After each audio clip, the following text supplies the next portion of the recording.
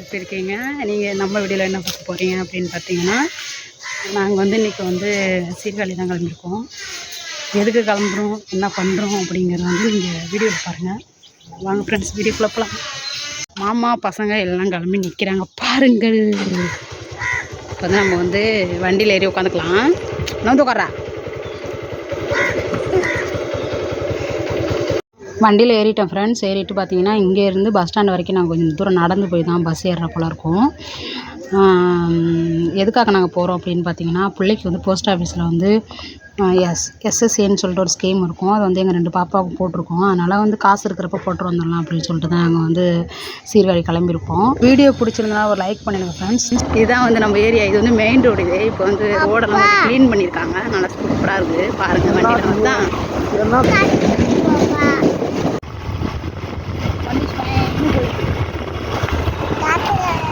School சேர்க்க போகிறோன்னா இந்த ஸ்கூல் வந்து இங்கே தான் இருக்குது. இது வந்து இதுதான் ஏமா பாப்பா படிக்க போகிற ஸ்கூல். அம்மாடி மலையில் இடிச்சிட்டாடா. அதுதான் அது ஓர்க்கார் இங்கே இருக்குடா, இங்கே இருக்குது. இதான் ஸ்கூல். இதுதான் நம்ம ஊர் ஏரியா. இந்த பைபாஸ் வந்ததுமே எங்கள் ஊர் ஏரியா வந்து ஒரு சென்னை சிட்டி மாதிரி மாறிடுச்சு. அம்மா இங்கே பாருங்கள் எப்படி இந்த பைபாஸ் மேம்பாலம். அம்மா மேம்பாலம் எப்படி போட்டிருக்கு பாருங்க. மேம்பாலம் ஸ்பீடு பிரேக்கரில் ஏறும் போதெல்லாம் ரொம்ப இடம் இல்லை ஃப்ரெண்ட்ஸ். 4 பேராக இருக்கும். இன்னும் கொஞ்ச நாள் ஆனிச்சு என்னை எடுத்து கீழே தள்ளிட்டு வர போல இருக்கு. பைபாஸ் வந்தோடனே எங்கள் ஊர் வந்து ரொம்பவே மாறிடுச்சு. இந்த இடத்துல ஆனால் கொஞ்சம் பார்த்து தான் போகணும். ரொம்ப சூப்பராக இருக்குது இந்த இடம் பார்க்கும்போது. ஒரு வழியாக வந்து சீர்காழியில் இருக்க போஸ்ட் ஆஃபீஸுக்கு வந்துட்டேன். நான் மட்டும் தான் வந்தேன். மாமாலாம் வீட்டில் நின்றுட்டுருக்காங்க.